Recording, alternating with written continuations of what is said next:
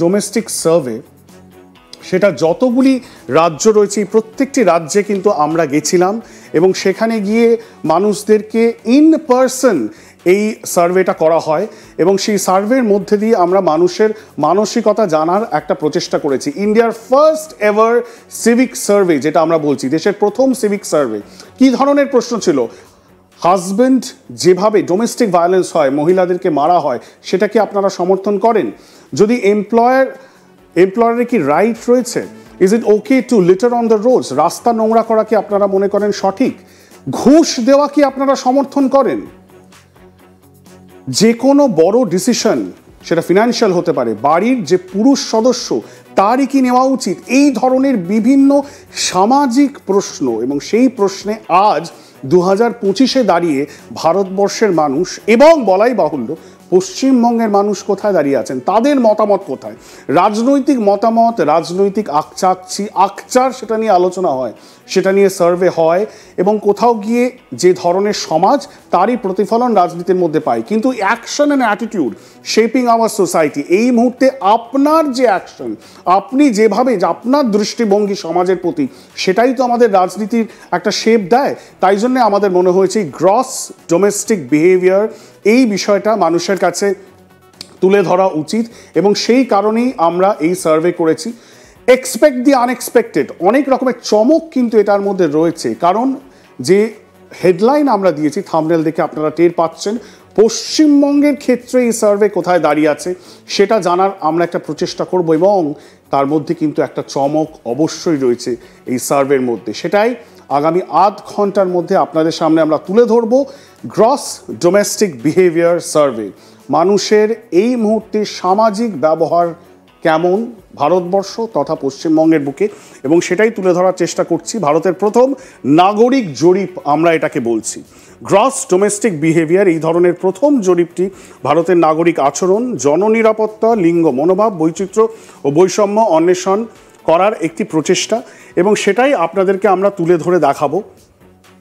India today group আর India today ম্যাগাজিনের এই যে সার্ভে, এটা সারা দেশব্যাপী একটা সার্ভে এবং এটাকে মূলত 4 ভাগে আমরা ভাগ করেছি। 1, নাগরিক আচরণ বা সিভিক সেন্স; 2, জননিরাপত্তা, সেফটি অ্যান্ড সিকিউরিটি; লিঙ্গ মনোভাব, জেন্ডার মেন্টালিটি; এবং বৈচিত্র্য এবং বৈষম্য, ডাইভার্সিটি কীরকম বিভিন্ন রাজ্যগুলিতে, সেটা আমরা বোঝার একটা কিন্তু চেষ্টা করেছি।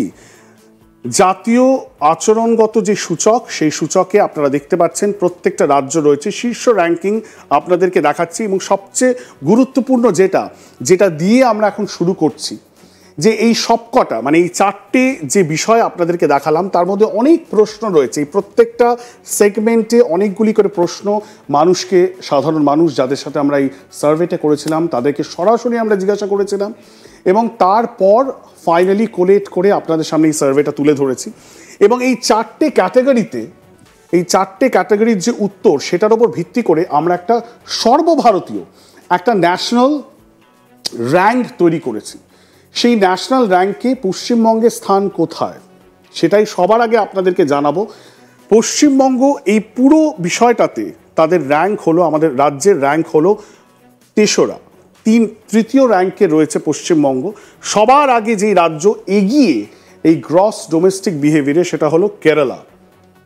সিপিআইএম শাসিত কেরালা, বাম শাসিত কেরালা এই মুহূর্তে সবচেয়ে এগিয়ে রয়েছে। তারপর রয়েছে তামিলনাড়ু এবং তারপর রয়েছে পশ্চিমবঙ্গ। 4র্থ স্থানে রয়েছে মহারাষ্ট্র, 5ম স্থানে রয়েছে উড়িষ্যা। যেটা ভাবার বিষয়, এটা কোনো রাজনৈতিক সার্ভে নয়, কিন্তু আমাদের দর্শকদেরকে আমি অবশ্যই জানাতে চাইব এই যে প্রথম 5টা র্যাঙ্ক আপনারা দেখছেন, তার মধ্যে প্রথম 3টে রাজ্যই কিন্তু বিজেপি শাসিত রাজ্য, কেরালা, তামিলনাড়ু এবং পশ্চিমবঙ্গ। 4র্থ এবং 5ম এই দুটো যে রাজ্য রয়েছে, মহারাষ্ট্র এবং উড়িষ্যা, সেগুলি বিজেপি শাসিত। আমরা এবার ডিটেলসে যাই এবং একে একে পরত খুলব। পশ্চিমবঙ্গ আপনারা দেখতে পাচ্ছেন রাজ্যের আচরণগত সূচক, এবং সেখানে দেখতে গেলে সামগ্রিক যে স্থান, সামগ্রিক যে র্যাঙ্ক পশ্চিমবঙ্গের, সেটা কিন্তু সর্বভারতীয় স্তরে 3 নম্বর র্যাঙ্কে রয়েছে।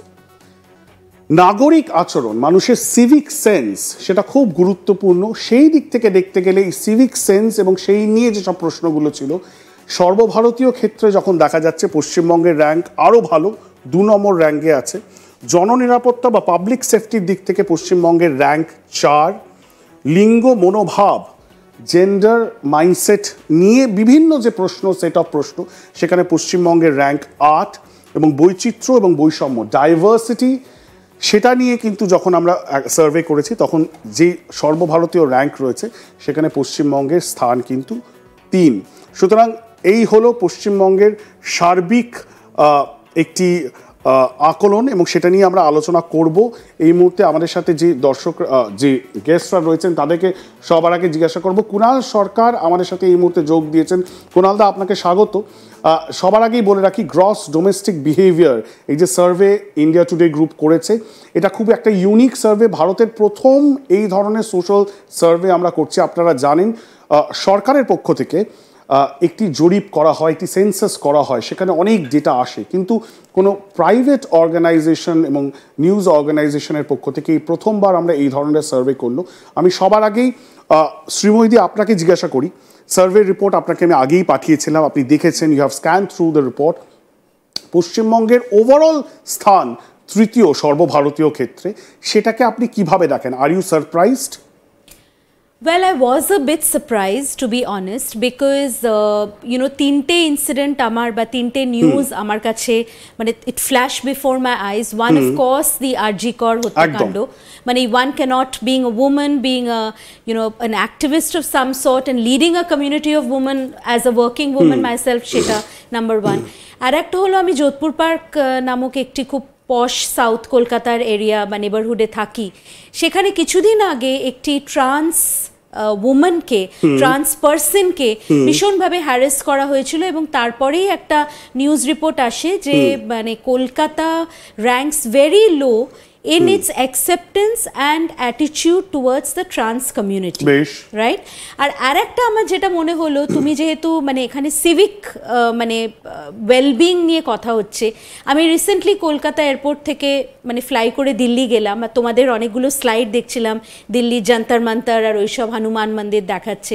দ্য এয়ারপোর্ট মানে যেখানে বেসিক স্যানিটেশন, মানে একটা মেয়ে একটা বাথরুম যদি ইউজ করে, কি নোংরা, সেখানে মেনস্ট্রুয়াল ব্লাড পড়ে আছে। আমি Kolkata airport, Delhi airports are extremely মানে ভেরি সোয়াঙ্কি। সেখানে আমি যিনি ভদ্রমহিলা ছিলেন এয়ারপোর্টে, আমি তাকে বললাম যে দিদি আপনি একটু বাথরুমটা ক্লিন করুন, আমরা কি করে ইউজ করব, সবাই যাচ্ছে আটকে উঠছে পালাচ্ছে। তো সেখানে আমার মনে হয় even the particular restroom for a disabled person, সেটাও আমার মনে হয়, বিকজ সবাই দেখছি হুইলচেয়ার নিয়ে যাচ্ছে, তারপর মানে তারা বেরিয়ে আসছে, দে আর নট কমফোর্টেবল। তো এই জিনিসগুলো তুমি যেখানে diversity and inclusion, today it's called diversity, equity and inclusion,